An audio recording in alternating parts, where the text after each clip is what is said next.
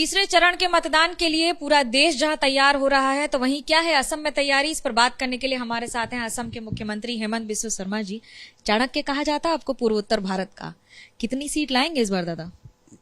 Seat तो जनता देगा, लेकिन मेरा अपना आकलन है 10 भी हो सकता है, 11 भी हो सकता है, 12 भी हो सकता है, 13 भी हो सकता है। हमारा कुल मिला के 14 सीट है, तो हमारा जो प्रयास है 13 के लिए है। जब आप असम की बात करते हैं तो आप हमेशा एक चीज कहते हैं, हमको मियाँ का वोट नहीं चाहिए। आज भी इस बात पर टिके हुए हैं, तो फिर जीतेंगे कैसे? देखिए,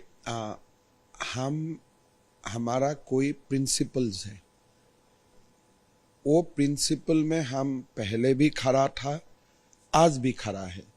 हम मियाँ मुसलमान समाज को यही बोलता हूं कि आपका वोट हमें चाहिए, लेकिन आप भी बोलिए कि बाल विवाह को हम बंद करेगा। आप भी बोलिए कि हम पॉलीगैमी में विश्वास नहीं रखेगा। अगर कोई लोग मेरा बात मानते हैं कि हमारा बाल विवाह नहीं होगा, पॉलीगैमी नहीं होगा, तब ठीक है, तब हमें भी वोट चाहिए और हमको भी उनको मदद करना चाहिए। तेजस्वी यादव कह रहे हैं कि जब प्रधानमंत्री, राष्ट्रपति, सेना अध्यक्ष सब हिंदू हैं, तो फिर हिंदू को खतरे में बताकर बीजेपी ऐसा नैरेटिव क्यों सेट करती है, डराती है हिंदुओं को? देखिए, हिंदू को डरने का बहुत सारे चीज है। असम में, बंगाल में, केरला में, जम्मू कश्मीर में हम लोग अपना पॉलिटिकल स्पेस हर दिन खो रहा हूँ। इवन बिहार में भी अगर आप एक इलाका को देखें, धीरे धीरे बिहार में भी वो जो प्रोसेस है वो स्टार्ट हो चुका है। सो तेजस्वी जो सिंप्लीफिकेशन का फॉर्मूला का बारे में बात करता है, पॉलिटिक्स और हमारा देश इतना सिंपल नहीं है। हमारा देश में मुसलमान भी राष्ट्रपति हुआ है। ऐसा नहीं है कि देश में कोई कानून बना हुआ है कि हमारा देश में हमेशा के लिए हिंदू ही प्रधानमंत्री बनेगा, हिंदू ही राष्ट्रपति बनेगा। ये तो आपने भी कहा था कि अगर आने वाले दिनों में चीजें ठीक नहीं हुई तो हो सकता है 2040 तक असम का मुख्यमंत्री कोई मुसलमान हो। क्या धर्म के आधारित ही राजनीति होगी दादा? आप एक बात बताइए, आप कोई भी मुसलमान पोलिंग बूथ में जाइए, वोट क्या सब पार्टी को मिलते हैं? लेकिन आप एक हिंदू पोलिंग बूथ में आइए, हर पार्टी को वोट मिलते हैं। ये जो सेकुलरिज्म है, बाई पार्टीशन जो अप्रोचेस है, ये डेमोक्रेसी का एक इथोस है। हिंदू तो वो डेमोक्रेसी मानते हैं, लेकिन मुसलमान का क्या माँ और बहन वोट दे सकता है? जमात में पहले निर्णय नहीं होता है किसको वोट देना है। अगर जमात में निर्णय नहीं होते थे तब तो वोट हर पार्टी को मिलते थे, लेकिन निर्णय कोई करता है, आप खाली वोट देने जाते हैं। ये क्या डेमोक्रेसी है? बदरुद्दीन अजमल यूडीएफ के मुखिया कहते हैं कि अब संविधान बदल के कुरान को पीछे करना चाहते हैं, धर्म को पीछे करना चाहते हैं।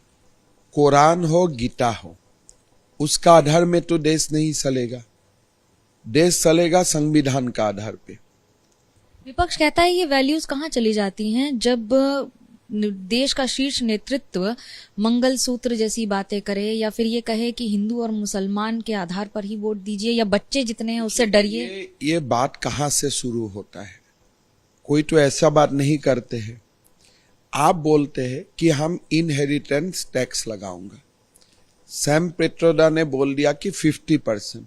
मतलब क्या है? एक माँ जब हमारा बेटियों को जो भी ऑर्नामेंट, ज्वेलरी देता है, उनका ऊपर तो टैक्स लग जाएगा। यह सरसा कहां से आया? कांग्रेस का मैनिफेस्टो से आया, कांग्रेस का लीडर का बयान से आया। प्रज्वल रेवन्ना का जो एपिसोड है उस पर सवाल उठ रहे हैं कि बीजेपी या तो चुप्पी साधे हुए है या फिर बचाने में लगी है। कैसे देखते हैं इसको? सबसे पहला बात है, ये जो भी मामला है, मामला का बारे में कोई मेरा आइडिया नहीं है, लेकिन आप ये टेप आपका पास 2 साल से है, आप उनको अरेस्ट क्यों नहीं किया? आप उसको जर्मनी जाने क्यों दिया?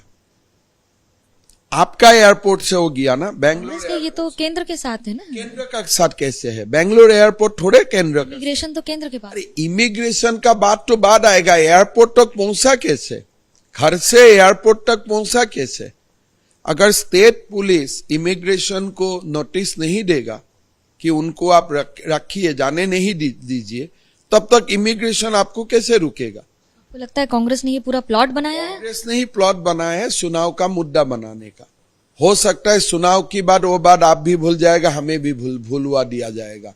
हम तो मानते हैं नारी शक्ति का जहां भी अपमान है वो मत भूलिए, चुनाव के लिए इसको इस्तेमाल मत कीजिए, इसको लॉजिकल कंक्लूजन तक आप लेके जाइए। अब मैं राहुल गांधी पर पूछना चाहूंगी, रायबरेली से लड़ेंगे, अमेठी से नहीं लड़ेंगे? देखिए, रायबरेली से रहे, अमेठी से लड़े, हमें क्या तकलीफ है? हारना तो आपको दोनों सीट से है। आप अमेठी से भी लड़ते थे तब भी हार जाते थे, रायबरेली से लड़ते हैं तब भी हार जाते थे। राहुल ने थोड़ा बुद्धिमत्ता का काम किया कि अमेठी से लाखों में हार जाता था, शायद रायबरेली में 1000 से हारूंगा। तो थोड़ा सा उनने बुद्धिमत्ता से काम किया है, उसको तो साधुवाद ही देना है। आपको हमेशा उनकी बुद्धि से क्या एतराज रहता है राहुल गांधी की? मैं तो साधुवाद दिया ना उनको कि एक बुद्धि का काम किया कि अमेठी जाने से बड़ा वोट से हारता था। जाना तो एक सीट में था, फैमिली का सीट, या तो प्रियंका को जाना था या राहुल को जाना था। एकदम दोनों तो आप खाली नहीं छोड़ सकता है, एक में जाना था। तो उन्होंने जो थोड़ा सा सेफ लगा उसमें चला गया। बीजेपी, कांग्रेस कह रही है कि बीजेपी डर गई है क्योंकि राहुल गांधी मैदान में उतर गए हैं, प्रियंका गांधी की अभी समय आना बाकी है। नहीं, बीजेपी तो हमेशा राहुल से डरता है। बीजेपी तो राहुल से डरता है, राहुल बोलता है डरो मत, तो इसीलिए आजकल हमने भी सीख लिया कि डरना नहीं है। नहीं तो हम डरते थे राहुल से, भाई इतना भयंकर नेता है, आप कैंपेन आएगा तो सारे सीट आप जीत लेगा, आपका सामने कौन खड़ा हो सकता है। हम लोग तो पहले डरते थे, लेकिन बाद में राहुल ने ही हमें सिखा दिया कि डरो मत, मैं इतना बड़ा व्यक्ति नहीं हूं, आप मुझसे मत डरो। तो इसलिए आजकल हम लोग डरता नहीं हूं। राहुल गांधी कहते हैं कि मुद्दों से भटक जाती है बीजेपी, हिंदू मुसलमान कर रहे हैं क्योंकि हार रहे हैं, विकास पर बात हुई 2 फेज में, डर लगा तो मुसलमान पर। देश का मुद्दा तो है ही ना हिंदू मुसलमान। अब हमारा देश में जो देश का विभाजन ही हिंदू मुसलमान मसला पर हुआ है, वो देश में हिंदू मुसलमान क्या मुद्दा नहीं है? राहुल को लगता है कि लाभ जिहाद मुद्दा नहीं है, राहुल को लगता है यूसीसी मुद्दा नहीं है, राहुल को लगता है पॉलीगेमी मुद्दा नहीं है। आपके लिए हिंदू में मुद्दा लगता है, कास्ट सेंसस आपके लिए मुद्दा है, लेकिन हम जब बोलता हूं मुसलमान में भी कास्ट सेंसस करो तो अब वो मुद्दा नहीं है। तो देश में मुद्दा क्या है उसके लिए भी राहुल से परमिशन लेना पड़ेगा। कांग्रेस में ऐसा क्या है जो आपको लगता है कि वो अभी क्या जमीन से दूर होती चली जा रही है या उनको नुकसान हो रहा है? क्योंकि वो कह रहे हैं कि हम इस बार सरकार बना लेंगे। कांग्रेस में राहुल ही है, उसके लिए जमीन में कांग्रेस नहीं है। जब तक राहुल रहेगा तब तक कांग्रेस जमीन पर कैसे आएगा?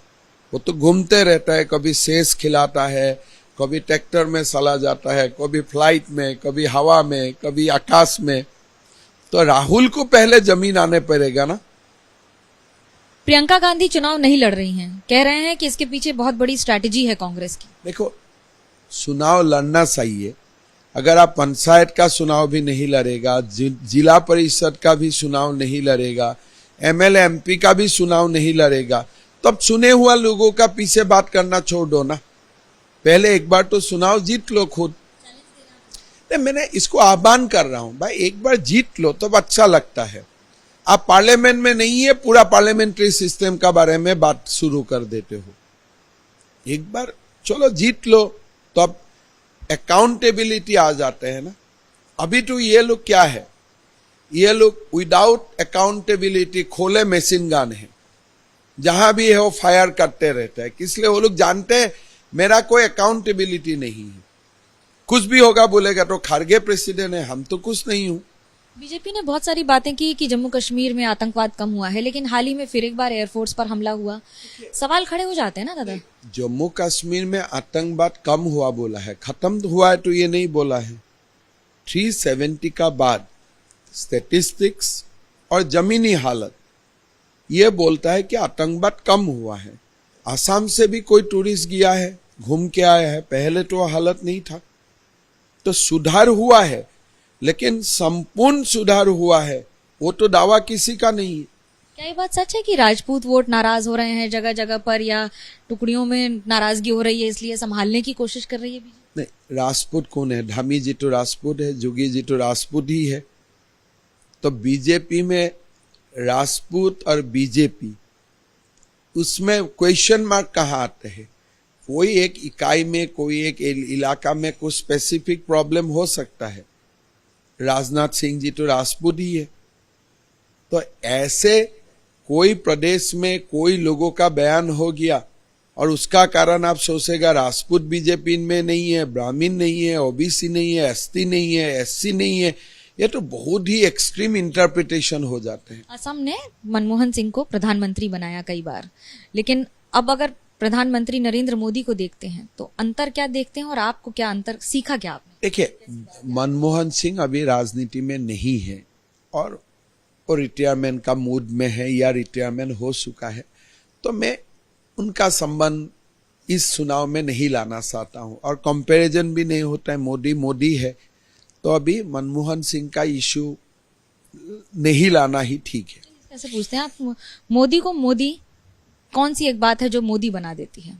देखिए, मोदी जी को एक बात मोदी बना देता है, भाई हम भारत के लिए लड़ रहा हूं, हमारा कुछ भी आगे कुछ भी नहीं है, देश ही मेरा सब कुछ है और मैं समर्पित हूं। हम किसी में वो ताकत नहीं है देश के लिए 100% समर्पित रहने का। पाकिस्तान के मंत्री ने कांग्रेस की और राहुल गांधी की प्रशंसा की है, कुछ कहेंगे? मैंने देखा हूं राहुल जी को अगली चुनाव पाकिस्तान से लड़ना चाहिए, जीतेगा, अच्छा वोट से जीतेगा। ऐसा तो हाफ मुस्लिम लीग का सपोर्ट से तो चुनाव जीतते ही, जिन्ना का जो ओरिजिनल पार्टी था उनका सपोर्ट से ही वो चुनाव जीतते हैं। अभी थोड़ा पेरेंट कंट्री में भी जाके एक बार लड़के आना चाहिए, भारत का सम्मान बढ़ेगा। वो पाकिस्तान में जाए, लाखों वोट से जीते। हो सकता है पाकिस्तान में जो पॉलिटिकल इंस्टेबिलिटी हो रहा है उसमें राहुल जी कुछ ठीक भी कर सकता है। बहुत बड़ा साइंटिस्ट है राहुल जी, साइंटिस्ट है, बहुत बड़ा पॉलिटिकल साइंटिस्ट है, चेस प्लेयर भी है। आप ये बताइए इस बार आपको कितनी सीट का भरोसा है? 400 पार का सपना साकार होता लग रहा है? देखिए, 400 पार हमारा लक्ष्य है। एनडीए मिल के हम लोग 400 का लक्ष्य तक तेजी से आगे बढ़ रहा हूँ। बड़ा दिलचस्प होगा मुकाबला, देखना कि आखिरकार कितनी सीटें आती हैं एनडीए की। कैमरा पर्सन सूरज पांडे के साथ मनोज्ञा लोईवाल, गुवाहाटी, असम, एबीपी न्यूज।